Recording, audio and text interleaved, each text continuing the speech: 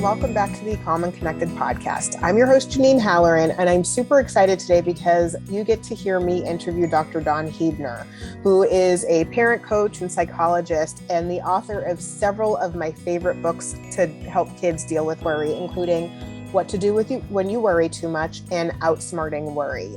So her books are so practical and relatable, and they are also really doing very well in terms of selling. So she's sold over 1 million copies in 23 languages, and she has been interviewed on a host of news and information outlets and is frequently interviewed by popular parenting magazines. In our talk today, we really focus on helping kids with uppercase worry or anxiety that is really interfering with their lives. And we talk about some things that parents can do and strategies that they can use. And I'm so excited to share this with you. So please stay tuned and enjoy. Hi, Dawn. Thank you so much for coming on the Calm and Connected podcast. Thank you for having me. I just wanted to start out because I don't think everybody knows how amazing you are. So if you could just tell us a little bit about you and what brought you into this work and the things that you are doing right now. So I'm a clinical psychologist, and I'm currently working as a parent coach specializing in parents of anxious children.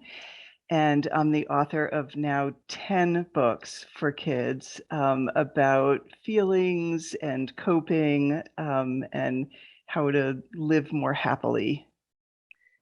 It's incredible. I have to say, your books are books that I recommend all the time. What to Do When You Worry Too Much is a book that I use with my own clients. And when families ask me, what book would you recommend with a kid who's feeling anxious, who's in that younger, like elementary school age range, that's absolutely my go-to book. And my second go-to book now is Outsmarting Worry for my tween age, my just beginning to reach into teenhood. And I was just rereading the book, and I love how you talk about uppercase versus lowercase worry. So can you give us a little bit more information for those of us who have not read the book, a little bit more description around what is the difference between uppercase and lowercase worry, and how do you know when it's time to seek out extra help for your child? Sure. So there are two parts to understanding the difference between uppercase and lowercase worry. One is that everybody worries, and there's some extent of worrying or of anxiety that's normal. You know, we feel stressed or anxious about things that we're not sure about things that are important to us, about things that might cause difficulty for us. And that's normal. That's not something that, we need to be concerned about or seek treatment around. But sometimes anxiety gets bigger than that, uppercase worry, meaning it begins to take over. It's something that's calling the shots in your life or in your child's life. And so the difference between quote unquote normal or lowercase anxiety and uppercase anxiety or worry is how big a role is it playing in your life, and to what extent is it interfering? And then the other piece is that one of the things that's really helpful to do is something called externalizing anxiety, which is when you think about worry as a little creature, a little being of some sort that's separate from you. So uppercase worry is a way to help people remember that we're going to look at this as like a little entity, little being of some sort. And that's not just a technique to use with young children. That's a technique you can use with tweens and teens and even adults to personify the feeling of anxiety so that you can remember that you don't necessarily have to listen to it or believe it or obey it, capitulate to it. So that kind of like externalizing or separating and personifying is really helpful. And that's part of what I mean by uppercase worry as well. Worry with a name. Yeah, worry with a name. And I love that technique. It's something that I've used with my younger clients for a really long time. I might have them draw their worry or Mm-hmm. draw it and, draw it even like sort of being defeated. Right. I've even used it with my adult clients. I had Mm-hmm. one adult client. It was like the mean girl from high school. Right. That's what she Right. named her Right. worry. She named her Uh-huh. like after the mean girl, because it's so helpful to sort of separate it from yourself, because then it feels like something that you can actually tackle, that you Right. can actually defeat or manage, and you don't have to listen, you don't have to obey, you don't have to follow. It's so Right. powerful. It's such a powerful technique. So I always tell everybody to, like, whenever I can, my adult clients, my parents of kids who are anxious, who are also anxious themselves, Mm-hmm. trying to figure out ways that they can help manage their anxiety. That's one of my go-to strategies. I love it. Yes. Speaking of those parents of anxious kiddos, what do you do if you have a kid who is excessively needing that reassurance? When worry is telling them that they need to be concerned about something, they need to be worried, they need to be thinking about this, overthinking about a situation, and they need that constant reassurance from their families. What do we do? Yeah, so anxiety craves certainty. And when there's a little sliver of doubt about the possibility of a bad thing happening, anxiety just muscles its way in and makes children think that the possibility of a bad thing is the same as the bad thing actually happening. And anxiety also catastrophizes. So it tells people that the bad thing is not going to be just a little bit bad, it's going to be horrendous, right?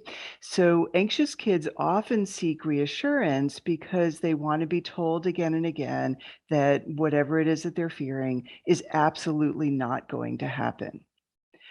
Unfortunately, reassurance makes things worse. So it quiets the anxiety in the moment, but it gets kids really hooked on the cycle of feeling nervous or feeling unsure and immediately needing certainty or needing reassurance. And that becomes a pattern that repeats itself over and over again. The kids need to be sure. Right.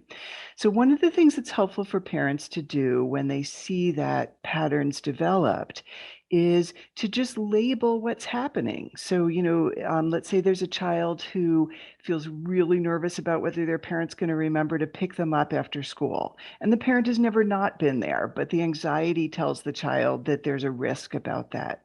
So a child who's asking every day, are you sure you're going to be there? What time are you going to be there? What are you going to be doing while I'm at school? So I know for sure you're going to be there, right?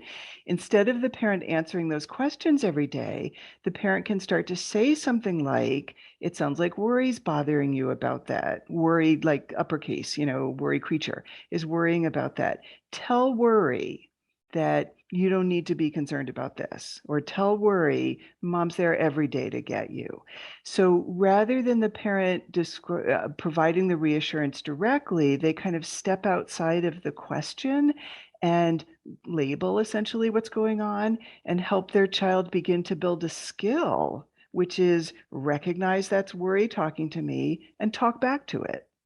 Yep, Right. absolutely. It's so fantastic. And I think there's also this piece of like recognizing that we don't have absolute certainty over anything. So to be Right. comfortable with that unknown, it's hard to do Yes. that. It's Yes. very hard to do that. But that unknown is really tricky for kids. They want to know like everything is going to be laid out in a plan. I call a couple of my kids who have anxiety, I call them my planners. They want Hmm. to lay it all out. I'm like, the best laid plans, ladies and gentlemen, don't always go the way that we think they're Right. going to go. Right. And Right. it's tricky. Yeah. So, two of the mistakes that are common with anxious thinking are this mistake about probability that I talked about a moment ago, and the mistake about scale, so catastrophizing. But the third one relates to something you just said, which is worry makes us underestimate our own ability to cope. Right. So sometimes plans do change, or sometimes bad things do happen, but we can cope with those things. And anxiety makes kids forget that. And when parents are accommodating anxiety too much or providing too much reassurance, they're kind of subtly communicating to the child, yeah, I don't agree that you can cope either, right? And that's not something that we want to be saying in any way to our children. We want to be saying to our kids, I don't think this bad thing is going to happen, but even if something bad does happen, you've got skills, you can problem solve. There are people who can help you, right? We want kids to feel competent, and we want to give kids practice being competent. That's part of what helps to disempower worry, the worry creature worry. Yeah, absolutely. I think it's so interesting because I think automatically we sort of want to step in and reassure as a parent. Right, It just, right. I think that's sort of like the nature. If you're not thinking about it carefully and thinking about, well, what are the sort of long-term consequences of me always reassuring? And how Hmm. does that impact their anxiety? And it Right. can be really tricky. So, say, something that I've been noticing is that kids are struggling with going back into school. Maybe there's some social anxiety, and parents really struggling with the idea of keeping them home versus pushing them to go into the building, you Hmm. know pushing them to go to a party, pushing them to go out and meet with friends. So how do you know, when should you push, when should you let them have a break? How do you know what makes the most sense? So I think that it's good to think in terms of helping a child function just outside their comfort zone. So to take a single step beyond what feels easy and fully comfortable. And the margins for the comfort zone hopefully are going to change over time. Kids get better and better at functioning in the wider world, right? But it's a mistake, I think, to always want your child to be comfortable. That keeps kids living in too limited a way. So I think parents can think in terms of, how do I help my child step outside their comfort zone in small ways, right? And then also, I think that we want our children to develop emotional intelligence, including being able to think about their thinking, right? So the ability to think about your thinking develops at about age 9, but younger kids can be, you can sort of lay the seeds for that. And so again, parents can be talking to kids about, it sounds like you're nervous about that, or it sounds like you're worried about that. And then rather than providing immediate reassurance or giving your child the immediate solution to the problem, you can help them talk it through. Let's think about how likely is that, or let's think about what you could do if that happens, and do that active kind of problem solving, which again helps your child develop a skill, and it makes them more effective in the face of their anxiety. One of the things that I talk to kids about a lot is there's a difference between being anxious or afraid and being in danger. Those are two different things, right? Yeah. They kind of feel the same, but it's important for kids to know that those are different, right? And just because you're nervous, it doesn't mean you're actually in danger, and you have to stop, whatever it is that's making you feel nervous. Yeah, absolutely. And it is, when it is the same sort of feeling in your body. And so then you sort of automatically want to be protected and not have Right, to deal with it. But right, there is something to be said for learning to deal with the uncomfortableness, because that is life. Life right, is sometimes uncomfortable. If you right, always stayed comfortable, how do you grow? How do you change? right, How do you learn? How do you put yourself out there and make a mistake? right, It's hard. But I think, as a lot of times as parents, we don't necessarily want to put it out there, and see the uncomfortableness. It's hard to watch your child be uncomfortable, absolutely. to be scared, to be nervous, to be worried. But it's good to be that support around them when they need it, but to make sure that they can still step forward into that. Right. So there's a saying that originally came from Jung of what we resist persists, right? And so the more we run away from anxiety, the more anxiety chases us. Yes.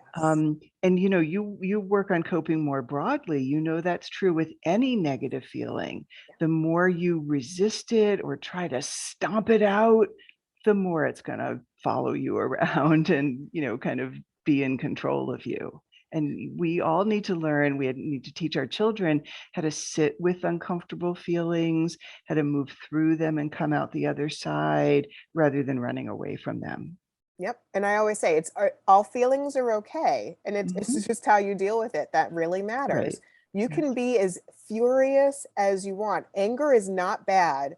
It's how you manage the anger and how Right. you show Right. your anger. You can be really angry and you can use that anger in a positive, powerful way. Right.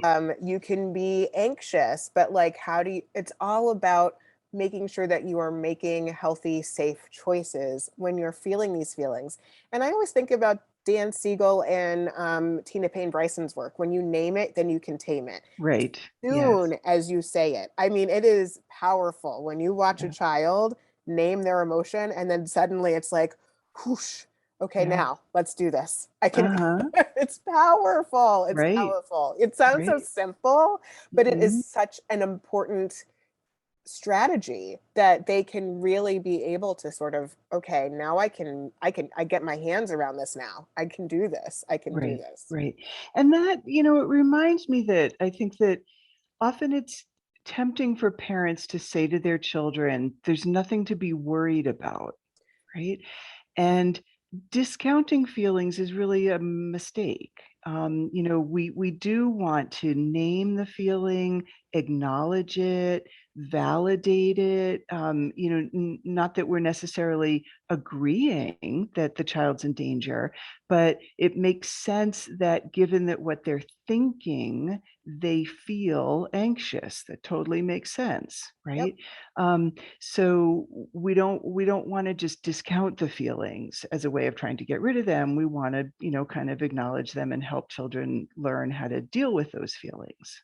Yep. Yeah. And that can be tricky day in and day out. And it's okay Mhm. if you don't always get it right. I mean, Right. Yeah. I didn't get it right the other day. My son finished soccer and he was upset and I was like, "Don't be upset." And my husband looked at me and he's like, who's not therapy trained at all, Right. and he's just my husband.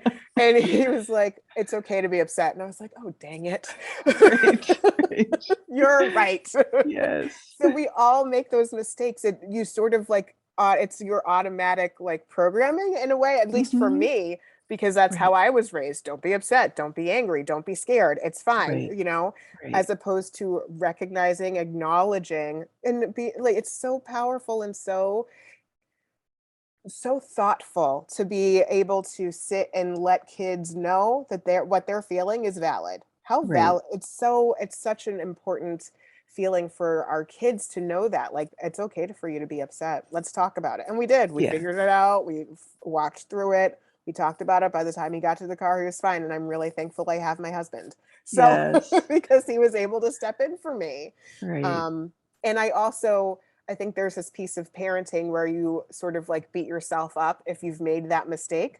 Hmm. And it's really then my own self-care and my own self-talk comes into the conversation where it's like, it was just a moment and that's okay. And you can always sort of reteach, relearn, use it as a teachable moment for yourself. And Hmm. you can acknowledge that, like, gosh, I'm really sorry about that. I didn't really mean that in the way that it came out. And I think that I'm really glad that we're talking about why you're upset right now. Yes. Great. Yeah. Yeah. And that's modeling for kids. How do you do repair work when there's Yeah. been a minor breach in a relationship, or you say or do something that you regret? Yep. Yeah. Yep, Yeah. absolutely.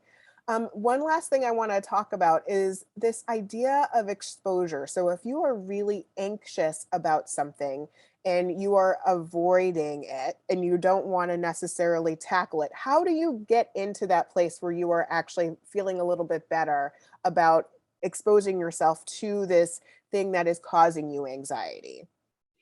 So, exposure is really the key to unhooking from problematic anxiety. And what it means is to intentionally move towards the things that are making you feel worried without the usual protective things that you try to do to keep yourself safe from this thing that you perceive to be dangerous. And the analogy that I use when I'm talking about exposure to kids and parents is that of getting into a cold swimming pool. That you get into the pool and you swim or you play, and after a while you feel used to the water, you habituate to it, and the temperature of the water hasn't changed at all. You just don't feel the cold anymore. So, with fears and situations that make us feel anxious, we can habituate to those in the same way that we habituate to cold water. And the pool analogy works well because there are two ways that you can get in. One is to just jump in and, kind of get used to it all at once. And the other is to go in step by step. And so with anxiety, you have the same choice. You can do a plunge in method, or you can do a step by step method. With exposure, step by step is more common for obvious reasons. Um, but what it means is that parents and children are trying to find specific ways to practice the things that are making the child feel nervous or unsure of themselves or scared. And it's done very intentionally. So you're not just waiting for a child to be in an anxious moment. You're choreographing intentional practice, and exposure can be done actually on anything, any worry, any focus for anxiety. I'm actually co-authoring a book currently on exposure. That's an A to Z guide for therapists. So it's exposure lists for something like 75 worries and fears. So it can be used on anything. And it's That's something that parents can do with their kids as well. That is phenomenal. And I love your analogy of the pool, your example of a pool. I actually was very frightened of water, and I was Mhm. like the slow to move in, and now I can like Mhm. be in the water. I'm still working on my exposure. Mhm. But it's something I very much relate to that. Like I am not a jump on in, plunge on in Right. kind of gal, but I will take it like little by little and I'm getting Right. better and better over time. So I Yeah. think it makes a lot of sense. Right. And we do that kind of step by step practice in all kinds of ways, Yeah. right? Learning a language, learning an Yeah. instrument, learning how to cook, working up to running. We do that kind of habituation and gradual step by step process in all kinds of ways. Yep, Yeah. absolutely. Absolutely. I'm so glad that you have been able to come on here and I'm so glad to share your wisdom. And I just have one more question for you. And I ask all my guests this. What is the way that you like to rest and recharge, or the ways you like to rest and recharge? So the two things that come to mind are swimming. I swim for exercise, but it's also really therapeutic for me. I swim in a fairly small pool, so a mile is 104 laps, and so with each stroke, I'm just counting, which is just, I get into sort of a Zen zone. I absolutely love it. And the other is that I like to play Scrabble with my wife. So, it's competitive, and I'd say it's not always relaxing, but it's energizing in a positive kind of way. I love that. I love that playfulness. That is exactly what I love too. That's so much fun. I love it. I'm really not great at Scrabble. I like Uh, so she and I are both authors. So we both are decent players, and it matters to us both, which is both a good thing and a bad thing. Yep. My husband and I are much more competitive than I realized. When we first got married, I was like, I'm not a competitive person. And then we played, oh gosh, what was it? I think it was Boggle. Mm, Oh gosh. Then I was like, oh, I am a little competitive. That's right, good to know. right. Yes. Um, any last things that you'd like to share, any of the new work that's coming out that you want to let people know about? Yeah, One of the things that I always try to leave parents with is the reality that anxiety, while it can it can get big, it can take over in really problematic ways, it's really treatable. And there are very practical, concrete things that parents can do to help their anxious children to not be in the grip of anxiety in the same way. And, anxiety is not something that just goes away on its own, but it is something that kids can be helped with in ways that are really life altering. So I very much encourage parents to seek out self-help materials, my books, your books, other people's books, or therapy if they need some additional guidance. But it's a really, really treatable thing. Yeah. I thank you so much for sharing that, because I don't think people recognize that enough, that it's workable. There's actually lots of research and evidence-based practice around treating Right, anxiety. So right. it's something, and it can be life-changing to Mm-hmm. know that you can have some control over that uppercase W worry. Right, And then you can walk through your world and then deal with whatever new worries pop up as well. And right. so I think it's powerful. Oh, Dr. Dawn, thank you so much for coming on. I've been so excited to have you here. Thank you very much for sharing all of that you do. It's been my pleasure as well. Thank you.